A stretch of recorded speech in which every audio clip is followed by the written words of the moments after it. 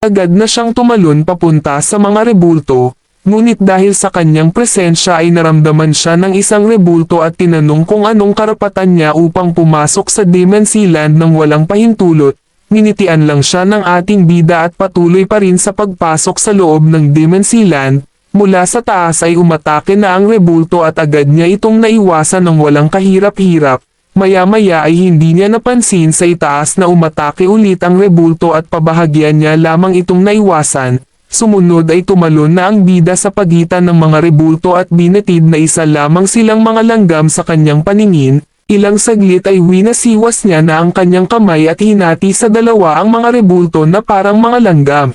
Habang pinapatay niya ang mga rebulto ay dumating na ang mga immortal at demonyo. Sinigawan siya ng isang demonyo at tinanong kung anong karapatan niya upang pumasok sa Demoncy Land nang walang pahintulot. Sumunod ay inutusan niya na ang mga immortal at demonyo na hulihin siya para sa kanya.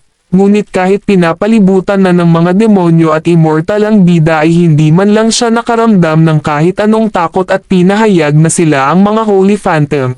Bukod pa dito ay sila rin ang pinakamalakas na phantom na matagumpay na cultivate ang immortal armor kaya katumbas ng kanilang lakas ang orihinal na master. Habang papalapit na sa kanya ang mga Holy Phantom ay agad siyang tumalon sa taas at pinagpapatay sila ng isa-isa ng walang kahirap-hirap. Sa patuloy niyang pagpatay ay hindi makapaniwala ang isang Holy Phantom sa kanyang lakas at napagtanto na kailangan niya ng tumakas mula sa lugar na ito.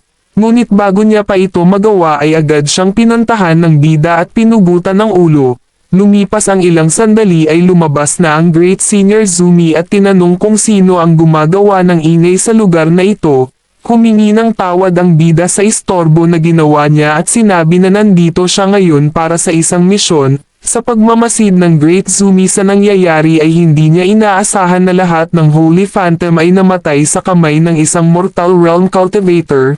Gayunpaman, upang hindi na magkaroon ng problema sa hinaharap ay siya na ang baalang pumatay sa kanya. Gamit ang kanyang kamay ay inatake niya na ang bida ngunit hindi man lang siya nakatanggap ng kahit anong pinsala.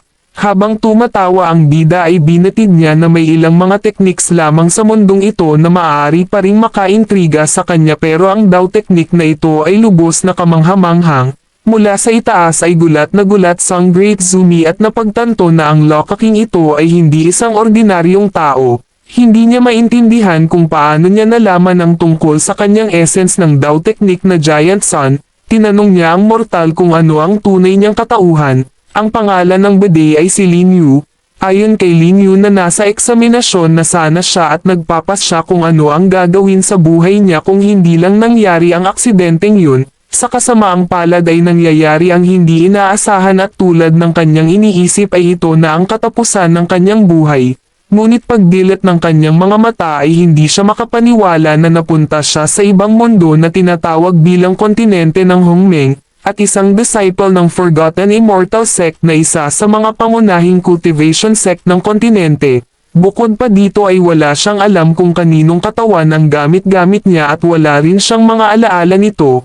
Ngunit naisip niya na kailangan wag masyadong magmadali sa mga bagay-bagay kaya ang una niyang ginawa ay maging bahagi ng sekta at simulan ang kanyang paglalakbay. Sa masamang palad ay masyado niyang minaliit ang mundo kung paano nito tinitignan ng malakas sa mahina. Sa huli ay napagtanto niya na masyado siyang mahina at inisip kung ganito na lamang siya mamamatay sa mundong ito. Pagkatapos niyang mamatay ay nararamdaman niya ang isang pamilyar na pangyayari. Nalaman niya na muli siyang bumalik sa unang araw na dumating siya sa mundong ito. Mula noon ay hindi na siya makaalis sa paulit-ulit na pangyayari sa loob ng 100,000 taon kung saan ang malalakas ay hindi nahahawakan ng sino man sa mundong ito kaya gusto niyang maging malakas. Sa araw na yun ay nakapagdesisyon na siyang umalis sa lugar na yun upang lumakas ng nakasalalay lamang sa kanyang sarili. Maaring hindi na siya makaalis sa parehong araw ngunit ang hindi mabilang na mga teleportation array sa mundong ito ay nagpapahintulot sa kanya na maglakbay kahit saan sa loob ng 24 na oras. Dahil dito ay nalaman niyang marami pang mga mundo sa kalawakan kaysa sa kontinente ng Hongmeng. Mula sa kanyang paglalakbay ay nakapunta na siya sa lugar ng Frozen Island, Fabled Netherrealm, at ang Holy Cultivation Realm. Pagkatapos ng 100,000 taon ay nalaman niya na ang lahat ng sikreto ng bawat lokasyon at sect sa mundo. Ang labanan sa pagitan ng lahat ng mga pangunahing sect ay tumindi ng husto pagkatapos ng panahon ng paghahari ng Emperor. Sa panahon na ito ang malalakas ay iginagalang at ang mahihina ay pinapatay na naging dahilan upang ang mga sect ay lalong nagnanais ng kapangyarihan.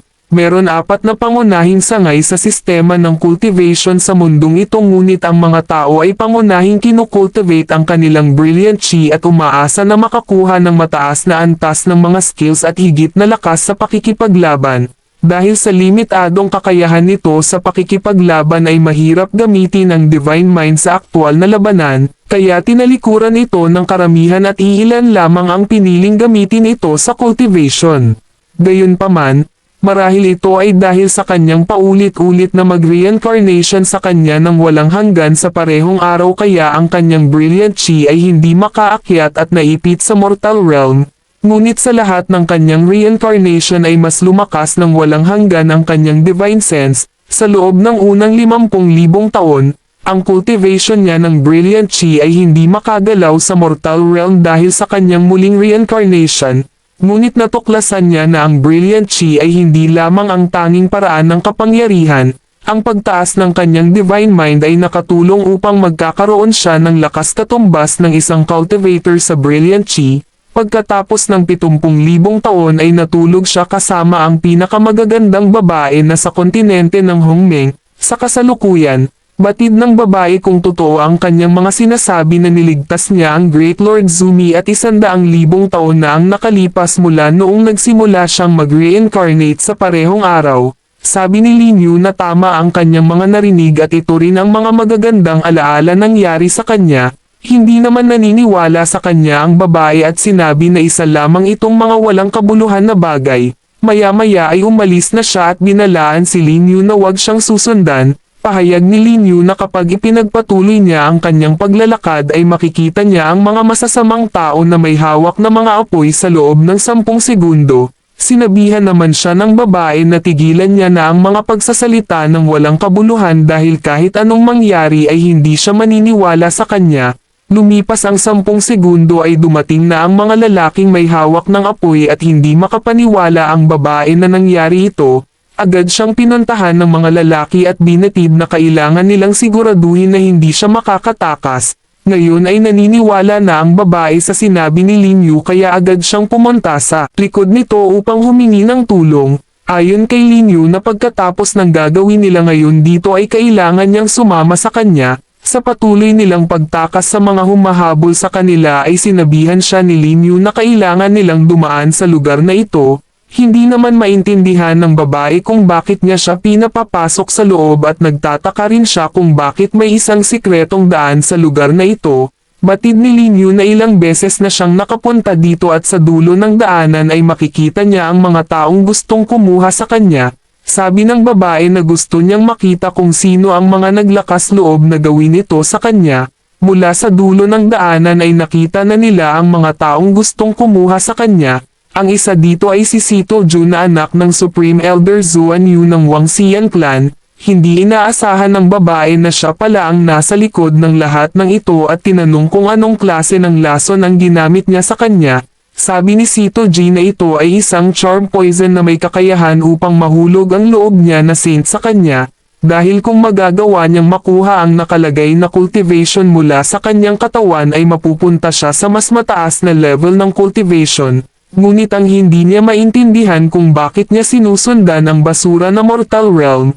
Ayon kay Lin Yu na mula noong sinaunang panahon sa kontinente ng Hongmeng ay iginagalang na ang cultivation na mas higit sa lahat. Kaya ang mga brilliant chi realm ay isang malaking bundok na kapag hindi mo nagawang malampasan ay hindi mo na magagawang maabot ang mas mataas na antas ng pamamaraan ng cultivation. Kaya ang mga taong ito ay walang muwang na naniniwala na ang lakas ay itinatakda lamang sa brilliant chi ng isang tao. Ngunit sa katunayan na ang cultivation ng divine mind ay ang anyo ng labanan, at ang brilliant chi ng isang tao sa parehong oras ay ang tanging paraan upang maging pinakamalakas. Maya-maya ay inutusan na ni Sito Ji ang kanyang mga alagad na patayin siya ng walang alinlangan. Habang papunta na sa kanya ang mga cultivator upang umatake ay nilabas niya na ang isang sword at winasiwas ito sa kanilang lahat ng walang kahirap-hirap. Gulat na gulat ang Saint na pinatay niya lang silang lahat sa isang atake at hindi man lang nila nagawang makalaban. Seryosong sinabi ni Lin Yu na kahit isa lamang siyang immortal realm ay kaya niya siyang patayin ng parang langgam. Hindi naman makapaniwala si Sito G sa nangyari at tinanong kung ano ang tunay niyang katauhan. Batid ni Lin Yu na isa lamang siyang Universal Degree Realm ngunit ang lakas ng loob niya para magyabang sa kanyang harap. Nagulat naman si Sito G at tinanong kung paano niya nalaman ang kanyang cultivation. Tinitigan siya sa mata ni Lin Yu at pinahayag na sinabi ito sa kanya ng tatay niya na si Zuan. Dagdag pa dito na ang kanyang ginawa ngayon ay sapat na upang sirain ang kasunduan na ginawa nila at walang makaakyat kung papatayin niya siya ngayon. Habang papunta na si Lin Yu sa kanyang harap ay hindi makapaniwala si Sito G na siya pala ang ambasador. Maya-maya ay bigla na lang nawala si Lin Yu at kinalaunan ay lumitaw na lang ito sa kanyang likod para sapakin ang mukha niya. Sa sobrang lakas nito ay nagtamo ng pinsala si Sito G at tumalsik sa lupa. Sabi ni Lin Yu na hindi siya karapat-dapat upang banggitin ang kanyang katauhan kaya para sa ikabubuti ng lahat ay kailangan niya ng magmadali para lumuhad. Batid ni Lin Yu na si Elder Zuan ng Forgotten Immortal Sect ay nakikipagtulungan sa mga Demon Sea upang sakupin ang sect. Ngunit sa kasamaang palad ay meron siyang tanga na anak at dahil dito ay pwede niyang gamitin ang katauhan ng Demon Sea Ambassador sa sitwasyong ito. Agad nang lumuhad sa harap niya si Sito G at humihingi ng awa na wag siyang patayin. Tulad ng inaasahan niya sa isang ambassador ay hindi niya maramdaman ang kanyang tunay na cultivation kahit isa siyang Universal Degree Realm. Sinabihan siya ni Lin Yu na iwan ang isa niyang kamay bago niya magawang makaalis ng buhay sa lugar na ito. Hindi inaasahan ni Sito G ang sinabi sa kanya ni Lin Yu at nagmakaawa na wag itong gawin sa kanya. Seryosong sinabi ni Lin Yu na kapag hindi niya ito ginawa ay siya na mismo ang gagawang pumutol sa mga kamay niya. Wala nang nagawa si Sito G at agad niyang kinuha ang maliit na sword upang putulin ang isa niyang kamay. Sa sobrang sakit nito ay napasigaw na lang siya at nanginginig na tinanong ang ambasador kung ito na ang lahat ng pinapagawa niya sa kanya. Sinabihan naman siya ni Lin Yu na maaari na siyang umalis at kinalaunan ay agad nagmadali si Sito G para tumakbo sa lugar na ito. Nagpasalamat na sa kanya ang Saint at humingi ng pabor kung pwede niya siyang ihatid sa kanilang sect. Batid ni Lin Yu na nagawa niya ng paalisin si Sito G ngunit ang charm potion ay nakalagay pa rin sa kanyang katawan kaya para sa ikabubuti ng kanyang kalagayan ay maaari niya siyang matulungan na alisin ang lason. Habang nakasakay na sila sa itaas ay sinabi ng Saint na ang Nether South Phoenix ay isang flying steed na pagmamay-ari ng kanilang sect, at ang isang cultivator ng Universal Degree Realm ay kailangan magsanay ng 3 taon upang makontrol ito. Ngunit hindi siya makapaniwala na ang isang mortal realm sa kanyang harap ay nakokontrol ito ng walang kahirap-hirap. Sinabihan siya ni Lin Yu na 100,000 taon na siyang nabubuhay kaya alam niya ang lahat sa loob ng sect. At ang pananakot sa isang duwag na disciple at kontrolin ang isang ibon ay hindi mahirap. Namangha naman sa kanya ang Saint nang nalamang niya ang kanyang iniisip kahit hindi niya pa ito sinasabi. Tinanong siya ng Saint kung sigurado siyang gusto niyang tanggalin ang lason sa loob ng kanyang katawan.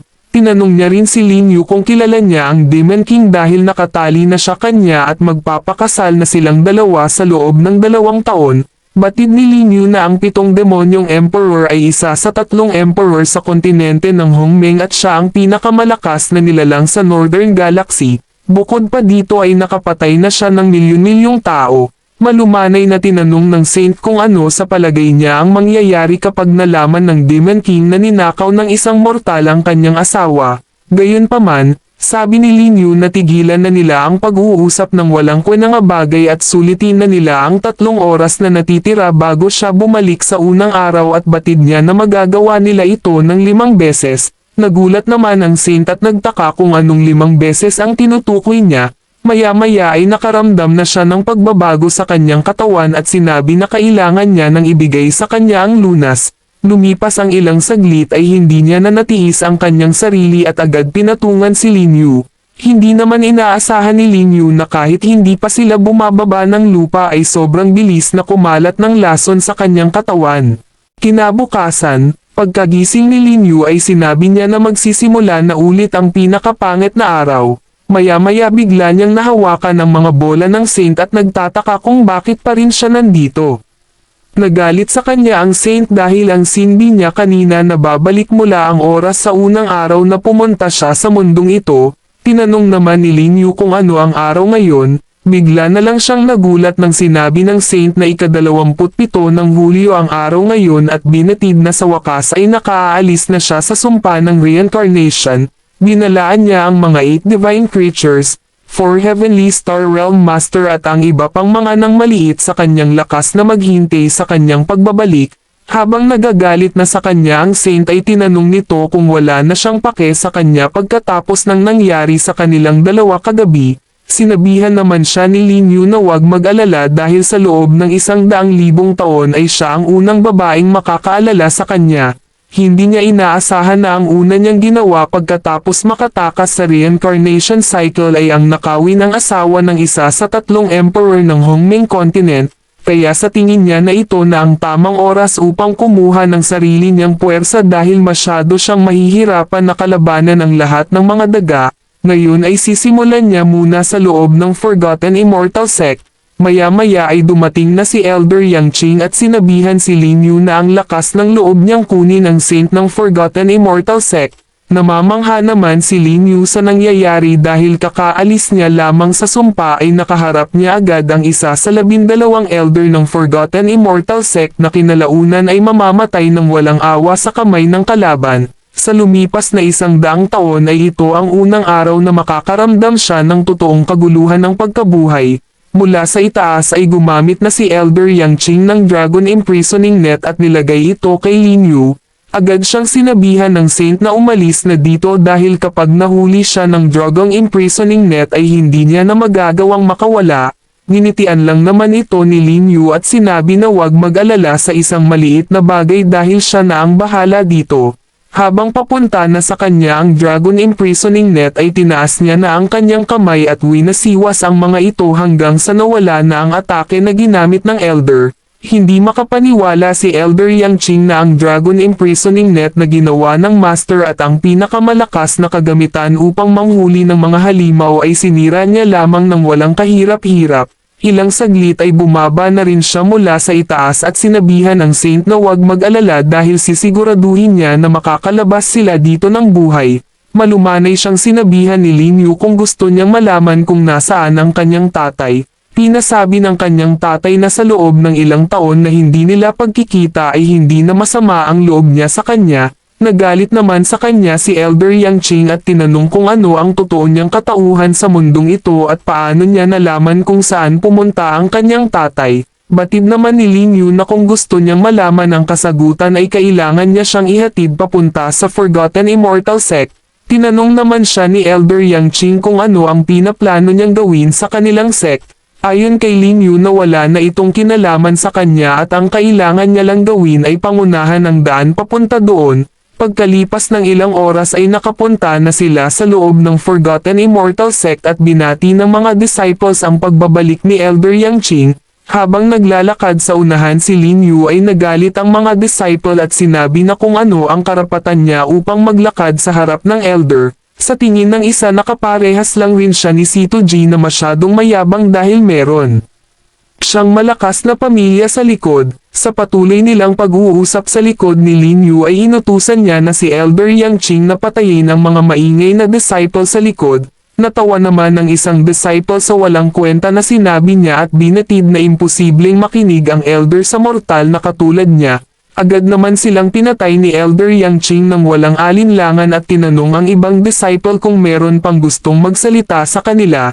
Nagulat ang mga disciple sa nangyari at hindi makapaniwala na pinatay niya ang mga disciple ng Forgotten Immortal Sect para lamang sa isang mortal. Mula sa loob ay tinanong ni Elder Yang Qing kung pwede niya na sabihin sa kanya kung bakit gusto niyang pumasok sa kanilang sect. Batid Lin Yu na gusto niyang makita ang kanilang sect leader na si Qing Ji kaya kailangan nilang ipaalam sa kanilang sect leader ang kanyang pagdating. Ayon kay Elder Yang Qing na maaaring hindi papayag ang sect leader na makipagkita sa isang mortal realm na katulad niya. Gayunpaman, Bago ang lahat ay inutusan na muna ni Lin Yu ang Saint na pumasok na sa loob at sinabihan na siya na ang bahala dito. Hindi naman makapaniwala si Elder Yang Qing at nagtaka kung anong klase ng sorcery ang ginamit niya upang sumunod sa kanya ng mabilis ang Saint. Ayon kay Lin Yu na kapag sinabi niya sa sect leader ang kanyang mga sasabihin ngayon ay siguradong makikipagkita siya sa kanya. Pahayag niya na upang pag-isahin ang nakatagong pamamaraan ay hindi dapat hanapin na buksan ang 8 meridian ngunit ayusin ang yin at yang para magtagumpay. Mula sa mga sinabi niya ay napansin ni Elder Yang Qing na may malalim na kahulugan sa likod ng mga ito, at gaya ng inaasahan ay hindi niya dapat minamaliit ang mortal na ito dahil baka gusto talaga siyang makita ng sect leader. Maya-maya ay pumasok na rin sa loob si Elder Yang Qing at sinabi na babalitaan niya agad ang kanilang sect leader sa kanyang mga sinabi. Mula sa likod ni Lin Yu ay narinig niya ang mga disciple na naglalaban kaya agad niya itong pinuntahan upang tignan. Tinanong ni Lin Yu ang mga disciple kung nagsasanay sila ng sword fighting. Agad naman nagulat ang mga disciple nang naalala nila na siya ang taong kasama kanina ng elder sa entrance ng kanilang sect. Sinabihan sila ni Lin Yu na wag masyadong matakot dahil isa siyang mabuting tao. Habang nanginginig ang mga disciple ay tinanggihan siya ng mga ito na makipag-usap sa kanila. Batid ng mga disciples na siya ang nagpapatay sa 3 disciples sa entrance na nag-uusap tungkol sa kanya kaya para sa kanilang kaligtasan ay mas mabuti na wag nila siyang kausapin. Ngunit mula sa likod ay tinanong siya ng isang babaeng disciple kung ano ang ginagawa niya sa Forgotten Immortal Sect. Sabi ni Lin Yu na hindi na mahalaga para sa kanya kung ano ang katauhan niya dahil nang nakita niya ang kanilang laban ay napagtanto niya na mali ang final form ng kanyang Sky Spreader Sword Technique. Nagulat naman ang babaeng disciple sa kanyang sinabi at tinanong kung paano niya ito nalaman. Binatid ni Lin Yu na dapat meron siyang kamalayan sa harap, ang chi sa likod at ang wugi sa isa core nito. Ang layunin ay magpapalaya sa sword at pagkatapos ay ilalabas ito ng chi upang patayin ang mga kaaway. Hindi naman makapaniwala ang disciple na sa isang tingin niya lamang ay nalaman niya na ito agad at tinanong niya kung ano ang ibig sabihin ng huling path.